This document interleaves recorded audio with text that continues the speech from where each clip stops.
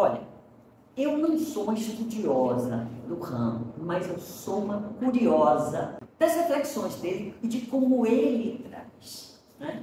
De como ele trata. E confesso a vocês o seguinte, que já é uma observação.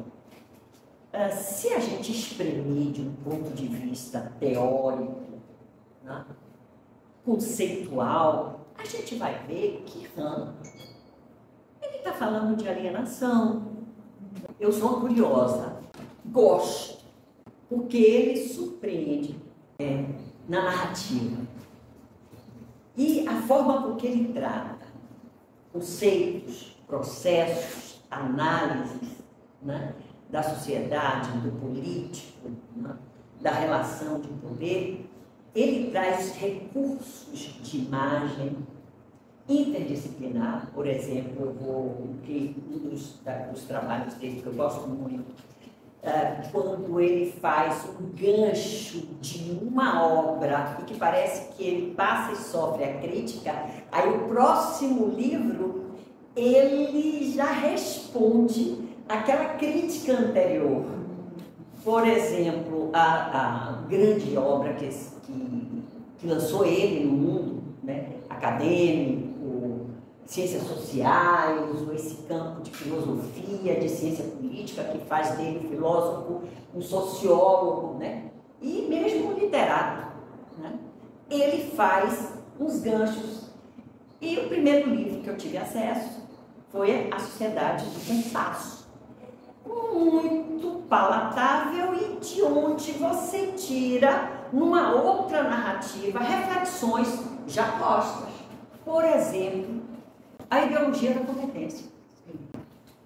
Graça fazendo o pós-doc, e eu, quando eu comecei a fazer o pós-doc, e ela generosamente ofereceu a bibliografia, me deu uma orientação, ela me presenteou, eu comprei, ela fez referência a gente lá em Paris, no seminário, ela falou da ideologia do sucesso. Ditadura do sucesso. Eu comprei isso. Eu comprei, e isso foi quando, Graça? Foi em 2006. Em 2006, é uma francesa, Beatriz.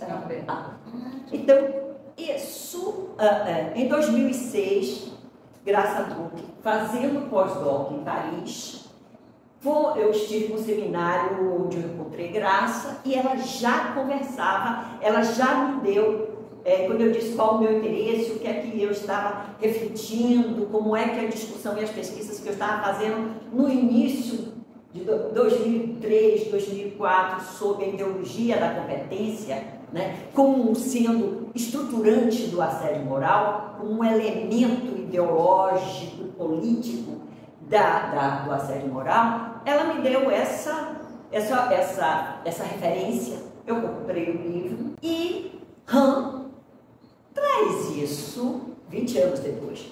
Então, ele é extremamente hábil em construção e amarração de uma narrativa fácil de se apreender, né, elementos, conceitos, raciocínios, lógicas e explicações que nós, às vezes, nos debruçamos, quer seja num campo de uma determinada disciplina, quer seja muito amarrado a uma categoria teórica, a um conceito, né? A um conceito. Então, ele é genial. Ele é genial nisso. E ele é pós-moderno nisso. Você está entendendo? Em construção de narrativas que ele diz que a mídia, a imprensa, as redes capturam o sujeito com discursos. Ele usa narrativas. Por que é que hoje se faz assim? Se põe um peso, quem pensa criticamente, quem faz reflexões críticas ou debates políticos, faz assim.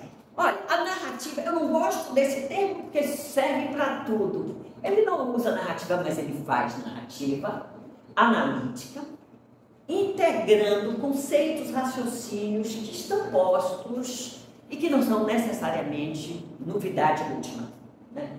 Mas ele faz uma narrativa muito acessível, né? por raciocínios breves, e a forma, né, dialoga com a maneira com que ele apresenta esse pensamento crítico e as suas análises. São livros muito enxutos, né? E eu me reportei à questão literária. Por exemplo, ele tem, no que eu gostei muito, um dos últimos que eu vou trazer aqui para mostrar como ele termina esse livro Psicopolítica, e dizendo desse sujeito da depressão, do sujeito do sofrimento, ou que a gente usaria do estranhamento, né? Uma obra dele é a expulsão do outro. Esse é um conceito que está posto em Marx e Freud, né? Freud, nas obras completas, tem um dos seus capítulos é o estranho, né? Freud trabalha, o Marx trabalha a alienação e o estranhamento, o sujeito que estranha o que é familiar, ou que deveria ser familiar.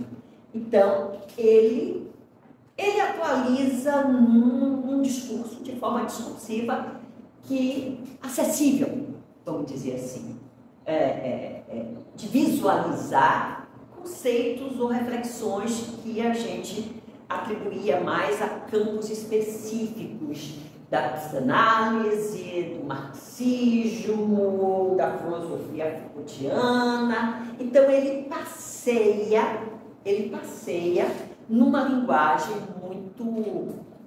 muito boa. Eu li resenhas e que me permitiram fazer afirmações e compreensões que de alguma forma se repete na obra dele, no que eu conheço e na minha curiosidade, né, das leituras da obra dele. Ele repete conceitos, ele repete raciocínios, ele acrescenta alguma coisa a mais em cima de crítica feita à obra dele, né? Ele se mexe, ele transita muito bem no debate, né? Um debate desse recorte, ciências sociais, política, filosofia.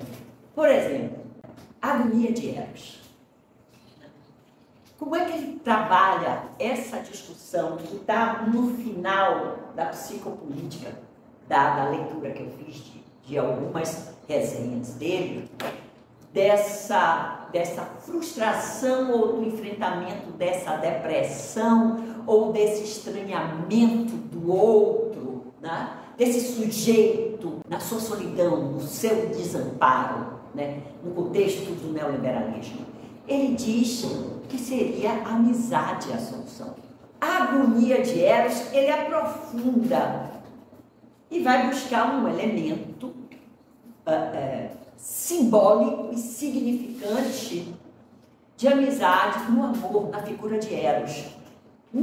E ele trabalha com a ideia de paradoxo, né? Paradoxo, ele não usa muito contradição, né? O contraditório, ele flexibiliza conceitos com as contradições que tem uma especificidade, sim, num debate, num campo teórico tal, e ele fala de paradoxos do próprio conceito, e isso faz sentido. Mas quando ele fala de que a solução ou a cura pode vir numa amizade, né? Ele vai para a agonia de Eros no paradoxo do filme Melancolia.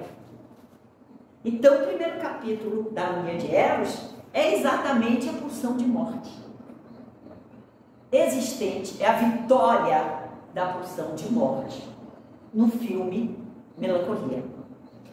E para ressuscitar, esse é o paradoxo, denunciar a pulsão de morte contemporaneamente.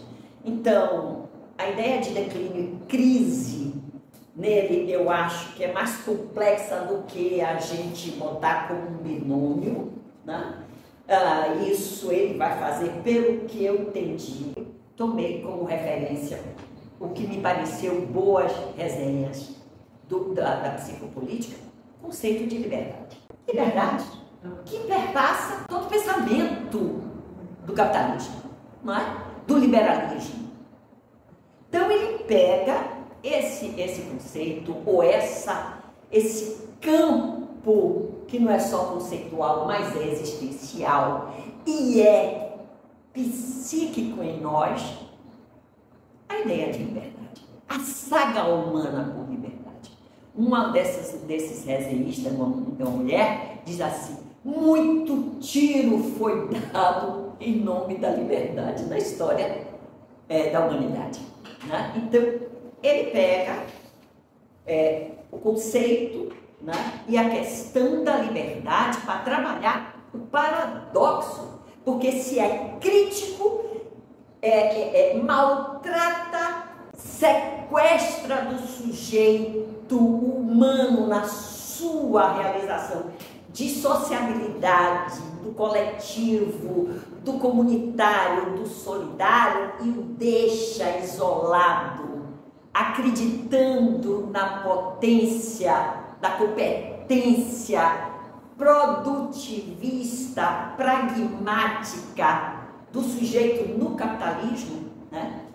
Ele pega, trabalha também que essa é a falência, né? Essa pode ser uma falência. Esse é o contraditório, ou esse é o paradoxo da liberdade, né? Que pode, resultando num sofrimento, pode resultar num sintoma do declínio do mundo do privado, do sujeito do desamparo, do sujeito da depressão. Mas eu agora vou começar com uma análise do título, né, do livro Psicopolítica. Ora, trata-se de um campo. O que é o campo psíquico? É um campo dos afetos. É um campo, é o universo dos afetos. E afetos positivos, de prazer, de realização, de pulsão de vida. E afetos negativos, frustração, angústia, ansiedade, solidão, desamparo, sofrimento. Então, o psíquico atua ou experiencia nesse campo dos afetos. Mas também isso se dá numa experiência de invisibilidade. Não da consciência, da clareza, pelo contrário. Ele mostra que vivemos nessa sociedade do capitalismo, né? Nessa, para trazer, que eu gosto muito do título, traz o psíquico para um campo de racionalidade. Então, que também escamoteia essa invisibilidade, né? Esse campo psíquico, do ponto de vista da psicanálise, do inconsciente, né? Se a gente levar para o campo marxista, para a alienação, para o estranhamento, né? Então, para a negação, até mesmo para a negação do sofrimento, a negação do que eu sinto, a negação da minha frustração, né? Das minhas dores. Então, é importante a gente pegar a questão psíquico, né, no título do livro, para entender a continuidade do título do livro, que é Neoliberalismo e as técnicas de poder. Ora, então, ele vai atrelar e trazer todo esse campo de... E aí eu quero ainda lembrar que psíquico é subjetividade, que eu tenho consciência, é invisibilidade, que eu nego ou eu não... E tem determinação sobre mim, e eu não controlo, porque há uma negação que não é para outra, é para mim mesmo, especialmente dessas dores, desse sofrimento, né?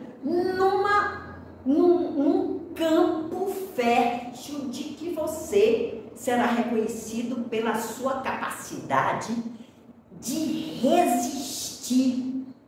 E aqui eu quero fazer uma diferença, há um termo, né? Resistência, que a gente usa tanto hoje nos nossos movimentos, nos nossos embates, nos nossos combates, na nossa crítica, na nossa luta, né? Eu quero separar a episteme, vamos dizer, do resistir, com reexistir, uma nova existência, mas também de um significante, que é eu resisto à dor, eu resisto ao maltrato, eu sou forte, eu sou empoderada, eu sou guerreira, eu sou resiliente. É aí onde o capitalismo nada de braçada. E aí instaura um valor nessa subjetividade, nesses termos, a crença e a fé da minha e da nossa virilidade. E aí eu estou trazendo um conceito, um capítulo do livro A Banalização da Injustiça Social, do psiquiatra francês Christophe Dejoux, que é quando ele denuncia, na sua análise, o sofrimento nas suas pesquisas. Ele é o criador da psicodinâmica do trabalho, uma metodologia de estudo sobre ambiente de trabalho, especialmente de riscos e fatores de danos, né? E sofrimento psíquico na França. Mas quando ele o Dejoux faz a sua análise, ele mostra que esse sofrimento que ele pode falar do lugar de onde ele está, do laboratório francês de estudo sobre o trabalho, e ele é o autor do clássico dos anos 80, A Loucura do Trabalho, o Sofrimento no Trabalho, ele vai chamar a atenção desse elemento estruturante do neoliberalismo, da pós-modernidade, do taylorismo, do toyotismo, do pós-fordismo, ou seja, desse ambiente de organização, de processos de trabalho, de organização do trabalho e de gestão de pessoas, né? Então, ele vai dizer, todos somos homens e mulheres, temos, ou exigem, ou acreditamos que devemos ser viris. E aí eu vou aprofundar um pouquinho, tolerar o intolerável. Então, o Han não está dizendo de outras formas esse paradoxo, né, desse indivíduo do sucesso, né, da competência, né, esse indivíduo viril, para trazermos o Christophe Dejoux, né, ou a Patrícia, o sujeito da a ditadura do sucesso, né? O insuportável do fracasso, que é um dos capítulos de A Corrosão do Caráter de Richard Sennett, né? Também denunciando ou analisando, decodificando essas transformações e essa pós-modernidade, ou esse capitalismo flexível. Eu quero restaurar o significante da resistência. Será que, quando nós falamos de resistir, das nossas campanhas, das nossas narrativas, da nossa crença, fé e ação política, resistir pode ser, pegando o paradoxo de Han, a virilidade do derrotado? De outra forma, deixa eu dizer de outra forma, será que resistir não é a virtude do perdedor? Estou entendendo o que eu estou querendo? E aí eu estou dizendo, o significante. As palavras como resistir, né? Resistência, resiliência, são muito próximas. Mas o campo de imagem, de valores, historicamente, o que é resistir?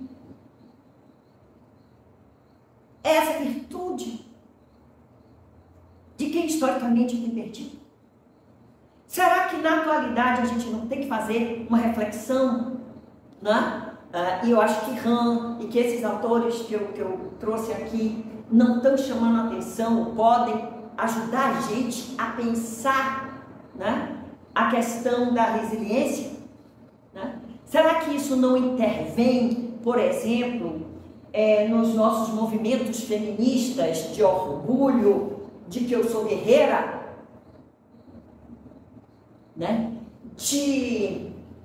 Aí tem um capítulo de um livro chamado Problemas ao Feminino, né? Num debate ou num seminário de psicanálise. O título do livro é uma coletânea, porque é um seminário e são as diversas palestras, né?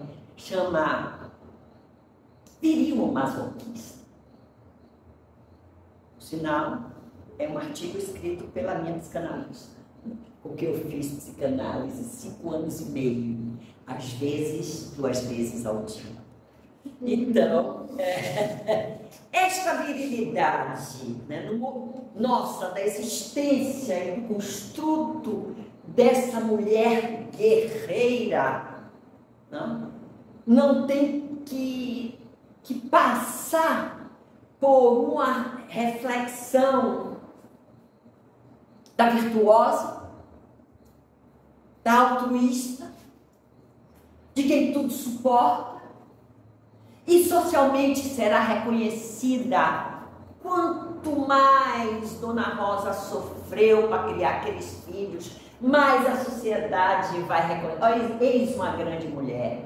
O que ela sofreu para criar aqueles filhos, só Deus sabe. Então, esse é o construto da mulher reconhecida socialmente. Né? Ninguém vai falar assim, poxa, mas a vizinha dela, Dona Maria, primava por batalhar, por respeitar as experiências de prazer dela. Qual é o filho que quer ouvir falar de prazer de manhã? Qual é o marido que vai dizer, a minha mulher é muito vocacionada ao prazer? Então, esse campo de meritocracia historicamente estabelecido, né? Das virtudes, da virilidade, da mulher que tudo suporta, que o capitalismo vai levar para o capitalismo flexível. Ela é a dos 5 S's, de que não pode errar na educação dos filhos, ela não pode errar na economia doméstica, não pode ter desperdício, né? Agora na produção. Essa é a era da qualidade total do capitalismo pós-moderno, né? Então, o Han desce não no sentido de desqualificador, mas talvez ele erga a compreensão desse paradoxo. Se a gente puder estar dialogando com esse paradoxo. Sou livre, né? Parece que está posto isso no livro, que eu não li. Então, bate o caminho para a conclusão. Tá certo. Ele mostra, você está entendendo? Que, poxa, mas eu sou livre, eu sou empreendedor ou empreendedora, eu faço o que eu quero, minha jornada de trabalho, você está entendendo? Então, o se vira nos 30, a precarização virou um mérito de que eu sou escravo do capitalismo e senhor de mim mesmo, que é uma pergunta que tem no livro, né? Ele faz essa pergunta. Será que agora, o que é que acontece se eu for, quando eu sou escravo e senhor de mim mesmo, né? Esse paradoxo, do ponto de vista do campo psíquico, me parece que ele está convidando para o que outros autores chamam de, os psicanalistas chamam de angústia criativa. A possibilidade que o desconforto da experiência de sair de um quadro de certeza para um campo de dúvida, alimente no sujeito a ambição e a demanda política de mudar de grau. E aí eu estou usando o conceito de demanda, não como reivindicação, porque eu não estou pedindo a ninguém. Eu estou falando de uma angústia minha, nossa, que é individual ou coletiva, de sujeitos coletivos, num processo de enfrentamento, né, deste lugar de dominação, de sofrimento, que pode não estar claro, mas que é real na existência do sujeito, não é imaginário, mesmo que socialmente o trabalhador e a trabalhadora escutem assim: não, você leva muito a sério o seu chefe, essa coisa da produtividade, não fique assim não, entra por aqui, sai por aqui. E esse sujeito sendo já capturado, mas reagindo àquilo que Gramsci também vai propor como consentimento ativo. O trabalhador e a trabalhadora, ou a classe trabalhadora, se submete, ele consente. Mas ele também, contraditoriamente ou paradoxalmente, é ativo nessa condição, né? Essa é a possibilidade desse sujeito. Eu acho que na narrativa dele, no trato que ele faz dos conceitos de liberdade, de alienação, ele mostra assim: olhe a liberdade como fator de adoecimento, fator de engano, é fake. Para usar um termo. Liberdade fake. Você está entendendo? É fake, ela é desastrosa, ela é tirânica, porque ela leva à exacerbação da autoexploração do sujeito na ideologia de uma competência, né, que o esgota e faz com que a vida útil produtiva dele, segundo pesquisas que eu realizei, com segmentos de trabalhadores sapateiros, setores de mulheres químicas, agentes de saúde comunitária, tem mais outro, comerciárias, a vida útil, quer dizer, nenhuma vida, essa ideia de conceito de vida útil, você é útil, você é inútil, é um absurdo, porque é uma visão que o capitalismo quer da mercadoria que presta e que não presta. Você está entendendo? Que já deu o que tinha que dar. Pessoas não são mercadoria, nem são úteis ou inúteis. As pessoas têm vida, sofrem, são felizes, têm dúvidas, né? Têm valores, têm histórias, têm experiências. Então, mas a vida útil, hoje, deste indivíduo competente, dessa ideologia da competência do capitalismo neoliberal flexível, que é vergar o sujeito até onde vê, onde ele suporta. Essa é a ideia do conceito de capitalismo flexível. Dessas jornadas inumanas, né? É a ideia de que, a constatação em dados, em pesquisas quantitativas, que o tempo de duração desse sujeito produtivo é na ordem de 10 a 15 anos. Por isso, o burnout é uma doença ocupacional, que é o quê? A falência laboral do sujeito. Você está entendendo? É a falência em qualquer área que você atua. Um dos melhores livros que eu conheço e pesquisa sobre isso é na área de educação, feita pelo núcleo de psicologia social do Vanderlei Kondo, que fez a pedido, no final dos anos 90, a pedido da Confederação Nacional dos Trabalhadores em Educação, que chama Burnout, a falência do educador e da educação no país. Com 49 mil pessoas entrevistadas, do porteiro de escola, a merendeira, a reitor, a professor, como universo de responsabilidade com a educação. Então, para concluir, eu gostaria de tinha feito levantado algumas questões dentro de algumas resenhas que eu li do livro, né? Se faz uma crítica a ele, ou alguns já estão fazendo uma crítica quando, no campo, quer seja marxista, quer seja no campo de símbolos e signos, não consideram o corpo. Você está entendendo? Porque acham que a exploração, adoecimento e sofrimento é algo do corpo, é algo típico do terrorismo, fordismo, da questão da repetição, né? Então, repetição da produção em massa para consumo em massa.